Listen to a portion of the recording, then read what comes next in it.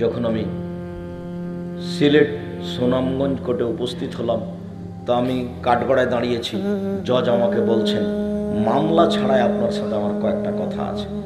এই যে কথা শুরু করলেন, প্রায় 14-15 মিনিট যাব। ওই খুব কঠিন বক্তব্য, তারও জায়গায় জায়গায় মন খারাপ আছে। ও খুব বক্তব্য শুনে আর কি, প্রায় মুখস্থ। ঢাকা বিমানবন্দরে বসে আছি, তো চট করে একজন সালাম দিয়ে বলছে, এত কঠিন ভাবে কথা না বললে হয় না। আমি তো কোনোদিন বলিনি, বলবো না। কেননা রাসূল সাল্লাল্লাহু আলাইহি সাল্লামের যা বলার গতি তাতে নরম নয়। জাবের রাদিয়াল্লাহু আনহু বলছেন, যা খাতাবা, যখন আল্লাহ রাসূল বক্তব্য দিতেন, আহমারা তাইনাহু, তার দুই চোখ লাল হয়ে যেত, অস্তাদা গাজাবহু, তার রাগ বেশি হয়ে যেত, ওয়ালা সাউতুহু, তার কণ্ঠ উঁচু হয়ে যেত, কান মনোজেরও যায়, যেন তিনি সৈন্য দলকে ধমক দেখাচ্ছেন, এই করতে হবে, সেই করতে হবে। কণ্ঠস্বরে বক্তব্য চলবে না। 20 বছর আগে কণ্ঠস্বরে বক্তব্য না করে দিয়েছি, কোন মায়ের বেটা বলে না কেন যে চলবে। 20 বছর আগে বলেছি শরীফ চলবে না কোরআন মাজিদের সাথে। কোরআন মাজিদের 55টি নাম আছে, তার শরীফ তার মধ্যে নেই, এমনিতেই চলছে। 20 বছর আগে বলেছি সাদ্দাদের কাহিনী মিথ্যে, আর বলেছি আছে কোথায়, এর জন্য 6 মাস থাকলো খোঁজার জন্য। আগে খুঁজতে হবে 6 মাস সাদ্দাদের কাহিনী আছে কোথায়, তারপরে সত্য মিথ্যে। কেউ বলে না 6 মাসের মধ্যে পেয়েছে, এমনিতেই চলছে, কেউ হিসাব করে না। বুড়ি রাস্তা দিয়ে হাঁটতেন, যে রাস্তা দিয়ে আল্লাহর নবী হাঁটতেন, বুড়ি সেই রাস্তায় কাঁটা খুঁজে রাখত। একদিন নবী দেখলেন রাস্তায় কাঁটা নাই, নবী ভাবলেন বুড়ির কিছু হয়েছে। তিনি বুড়ির বাড়ি গেলেন, দেখলেন বুড়ি অসুস্থ, তিনি পরিচর্যা করলেন, বুড়ি ভালো হয়ে গেল। নগদ মিথ্যা কথা।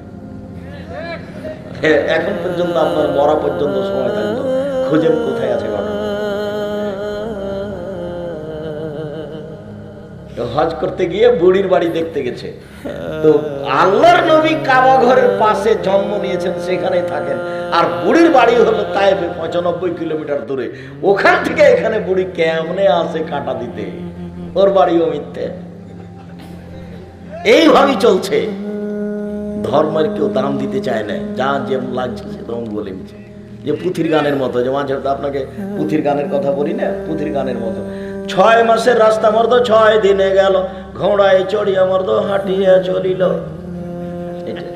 ফাতেমা কান্দিয়া কয়, আজ বুঝি হুসাইন কারবালাতে শহীদ হয়। যেদিন হুসাইন শহীদ হচ্ছেন তার 49 বছর আগে ফাতেমা মারা গেছে। তো আমি বললাম, জনাব, আন্তর্জাতিক বিমানবন্দরে এখন যতটি লোক আছে যারা আমার কথা মেনে চলে এবং এদেশের অন্য আলোচকের কথা মেনে চলে, যদি আমার কথা মেনে চলে এই সংখ্যা বেশি না হয়, আমি আর কথা বলবো না, এবং আপনিও তার মধ্যে। তখন বলছে, আমিও আপনার কথা শুনেই পরিবর্তন হয়েছি, তবে আপনার কথা খুব ভারী লাগে, সেই জন্য বলছি যে আল্লাহে আল্লাহর কসম, আল্লাহে আল্লাহর কসম, আল্লাহে আল্লাহর কসম, আমি আব্দুর রাজ্জাক বিন ইউসুফ 90 সাল থেকে নিয়ে এখন পর্যন্ত কোনোদিন অপ্রয়োজনীয় বাক্য বলিনি। এই বৈঠকে এক ভদ্রলোক, উচ্চশিক্ষিত জ্ঞানীগুণী কলেজের প্রফেসর ছিলেন, জনাব সুজাউল করিম সাহেব। সর্বপ্রথমে যখন আমি 90 সালে বগুড়া ফতে আলী মসজিদে গেছি প্রোগ্রামের জন্য, ইনি এই স্টেজে না আছেন আজকে। আমার কথা বলার গতি সেদিনে যেমন আজকেও তেমন। সেদিনে আমি হাদিসের অনুবাদ করতাম, এখনো করি, তবে তখন হুবাহু অনুবাদ করে আগাতাম। এখন একটু কথা মাঝে মধ্যে আলোচনায় আসে, একটু পার্থক্য হয়েছে।